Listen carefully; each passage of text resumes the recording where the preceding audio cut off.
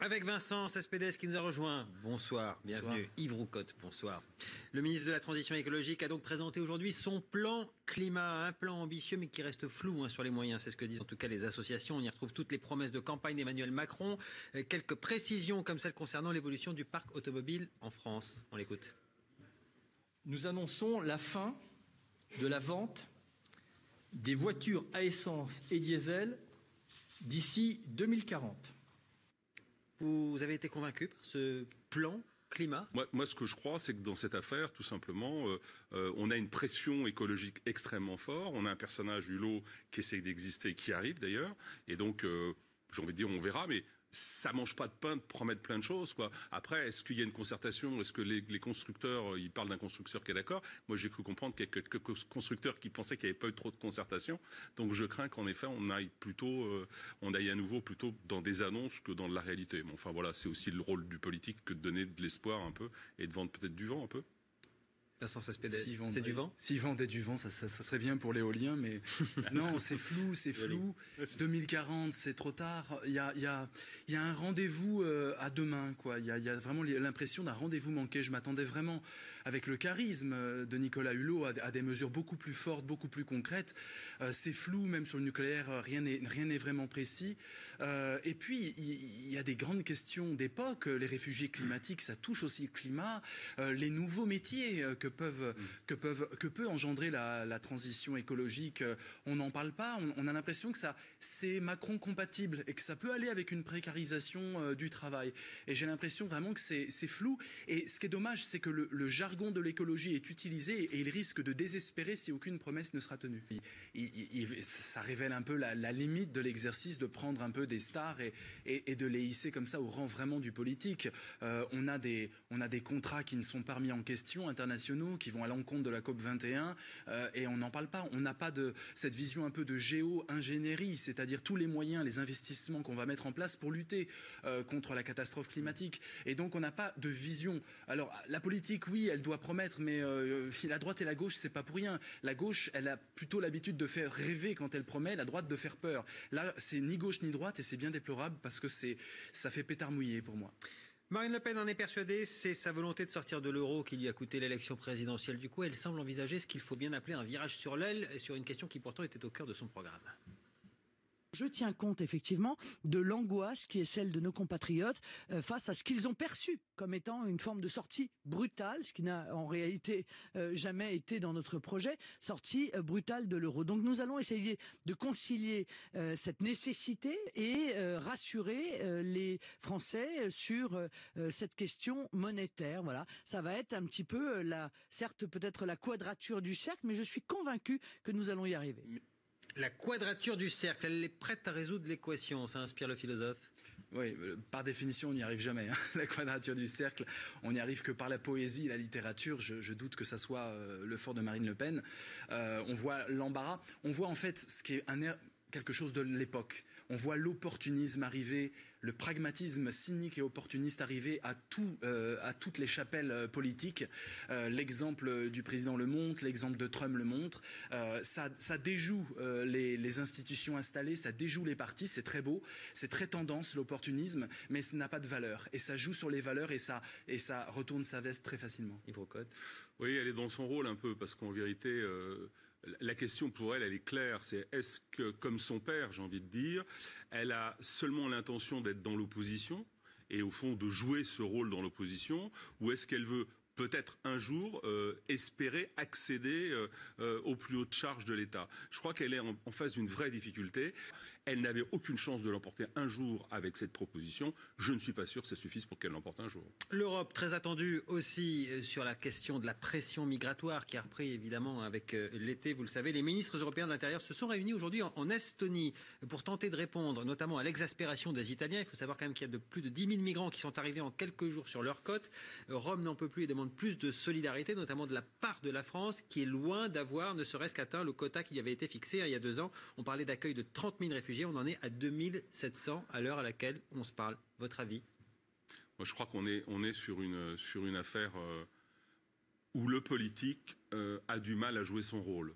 On a d'un côté, j'ai envie de dire, et de manière normale, l'idée selon laquelle on ne peut pas laisser des gens en souffrance. On ne peut pas ne pas accueillir des gens qui, par exemple, au moment de la guerre de Syrie, ont été contraints de partir et de se réfugier en Europe.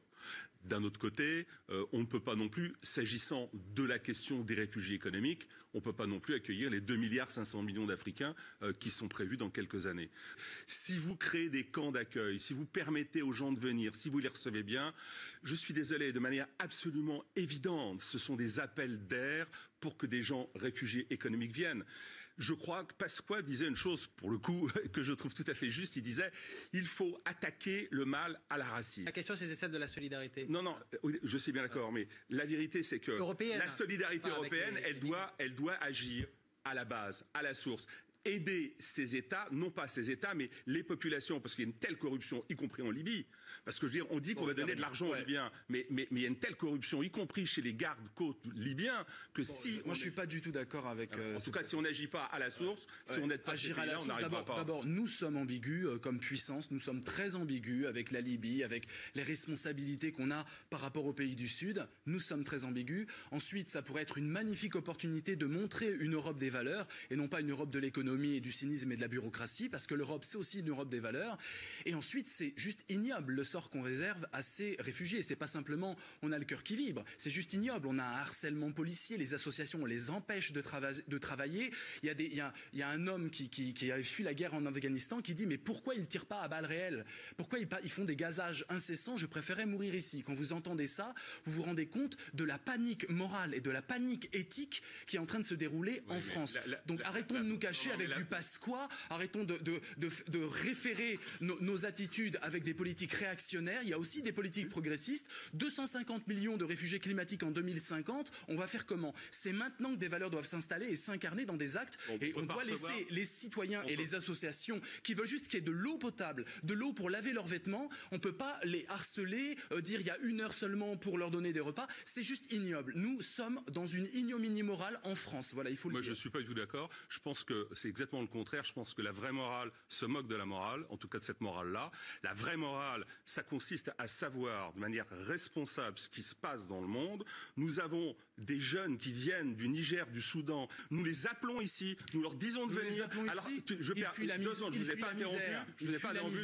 ai pas interrompu. Justement, il faut faire de l'aide, il faut permettre à ces pays de se développer, non pas par les États qui sont souvent corrompus, mais des aides réelles, c'est-à-dire des aides aux entreprises, des aides aux individus, des aides aux communes. Nicolas Hulot, il n'y a pas de solution. Autrement, demain, il y a 250 millions de personnes qui viennent, et je vous mets au défi, les, entre guillemets, humanistes à courte vue, de recevoir 250 millions de personnes. Être humaniste à courte vue que réac à longue vue. Sauf que c'est des milliers de personnes qui vont mourir dans la mer. Ça veut dire des gens que vous ne pourrez pas loger ici. C'est pas vrai, vous allez construire des camps de 200 000, 300 000 personnes. C'est pas possible. Alternatif. Il faut que la société civile... Mais pourquoi vous ne recevez pas 50 Soudanais chez vous? Il y a d'autres... Il y a 2 milliards... Si je pouvais le faire, je le ferais. Faites-le. Voilà, c'est ça. Faites-le. C'est du cynisme à l'état pur. Mais pas du tout. Il y a des appartements... Il y a des assos qui bossent pour ça et on les empêche de travailler. Voilà. Et c'est les gendarmes, les policiers qui les empêchent. Alors, justement, en parlant des associations de terrain, à Calais, aujourd'hui, elles ne sont pas très contentes. Pourquoi? Eh bien, parce que vous savez que le tribunal administratif avait enjoint l'État d'aider ces 500 réfugiés qui sont là autour de Calais dans l'attente d'un passage espéré vers la Grande-Bretagne. Le tribunal administratif a dit à l'État il faut construire des points d'eau, il faut faire des accès aux douches. Qu'a fait l'État aujourd'hui? Eh bien, l'État dit non, je conteste cette décision, et l'État français fait un recours contre cette décision du tribunal administratif, en l'occurrence la Cour d'appel d'ailleurs administrative de Calais. Votre réaction? La responsabilité politique d'un chef politique qui consiste à essayer d'attaquer le mal à la racine en essayant de voir quels sont les vrais problèmes, sans imaginer qu'il est possible demain de recevoir 1 milliard 500 millions d'Africains en Europe. C'est évidemment impossible. Forcez pas les chiffres. Non, pas 1 milliard d'Africains. Vous croyez que les Africains ils veulent envahir l'Europe? Qu'est-ce que c'est? C'est le péril noir après le péril jaune. Personne ne vous parle d'envahissement. 1 milliard, qu'est-ce que vous racontez? Je ne parle pas d'envahissement. Excusez-moi, me prêtez pas les positions que j'ai pas. Je dis votre chiffre, vous dites 1 milliard. Vous avez commencé à 2 milliards 2 et là vous êtes à 1 milliard. Je dis qu'en Afrique, il y a une misère réelle. C'est le fait. D'ailleurs au Bangladesh aussi, dans une grande partie de l'Asie. On n'est pas responsable. C'est le fait. Absolument pas. C'est le fait. Les dictateurs africains, on n'est pas responsables. Il est nécessaire pour la France. De l'État français. Bon, il est nécessaire pour la France quand les gens sont là, dans la souffrance, de les aider, mais de tout faire pour arrêter le flux à sa racine. Ça, on a compris. Mais sur l'appel de l'État français... Je vais parler de la nature humaine. Donc vous n'êtes pas d'accord avec l'appel de l'État français? Vous ne pouvez pas empêcher des jeunes qui subissent l'infamie, la misère, la guerre, et qui ont peur pour leur famille, vous ne pouvez pas. Aucune force policière, aucun mur ne pourra les empêcher de passer. Et ça, c'est une vérité philosophique et une vérité humaine. On ne peut pas, en dressant des murs et en mettant des policiers, ça ne fonctionne pas. Donc l'État reconstruit des douches et des points d'eau, donc on refait un 104 bis. Il y a une politique migratoire à réinventer. Il y a une politique migratoire à réinventer. Arrêtez d'avoir une vision unanimiste. À réinventer. Alors tout à l'heure, vous disiez, vous faites votre Nicolas Hulot. Alors pour ne pas faire votre Nicolas Hulot, justement, pour reprendre votre terme, à réinventer, c'est-à-dire comment concrètement? Que l'Europe... Parce que l'Europe ne trouve pas de solution. L'Europe, il y a plein, vous savez, la société a 1000 solutions. Il y a du débat d'idées à chaque échelle. Il n'y a pas de pensée unique dans cette question. Les associations et même les citoyens français peuvent avoir leur mot à dire s'ils sont éclairés. Pourquoi on délègue toujours ça avec des experts qui nous mettent dans le panneau et qui jouent d'ailleurs le jeu grassement payé de certaines multinationales horribles qui sèment la zizanie en Afrique et partout. Donc on pourrait aussi en appeler aux Européens. Il y a vraiment l'idée de sortir d'une expertise pyramidale d'en haut et de faire appel à un peuple qui se sent interpellé humainement et qui peut trouver des solutions. Parce qu'il y a des gens qui transpirent, qui luttent et qui se font gazer pour aider des migrants. Ça existe et c'est ça la France aussi. Alors, concernant les frontières, Donald Trump avait son petit conseil du jour à donner aux Européens. Et il est en Europe, il est en Pologne en l'occurrence, avant de se rendre en Allemagne. Il y est d'ailleurs ce soir déjà en Allemagne pour le G20 qui se tiendra demain. Donald Trump qui aime beaucoup l'Europe mais qui s'inquiète, et il s'inquiète de la civilisation occidentale.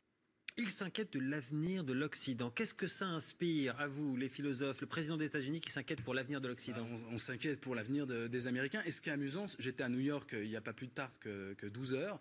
Les Américains s'inquiètent de l'avenir des Américains. Je peux vous dire que quand vous discutez, vous discutez New avec York, c'est sûr. Oui, à New York, ben voilà. Mais c'est très inquiétant ce qui se passe. En fait, on voit que l'Europe devient l'ennemi de l'Amérique. C'est ça qu'on voit se dessiner. L'Europe et notamment l'Allemagne, et notamment pour des raisons économiques. Et l'opportunisme dont je parlais tout à l'heure est totalement incarné par Donald Trump, qui ne considère plus les zones d'influence, la diplomatie, mais qui considère le monde comme du Monopoly, avec des opportunités. J'achète, je m'allie avec des gens, non pas pour des valeurs, mais juste parce qu'il y a du bénéfice direct pour les États-Unis. C'est une politique absolument désastreuse, et l'Europe a en fait sa chance à jouer là-dedans pour se consolider dans une possibilité de compter sur la scène diplomatique en opposition avec Trump, mais pas avec l'Amérique. Encore une fois, je vous le dis, les Américains sont catastrophés par ça. Et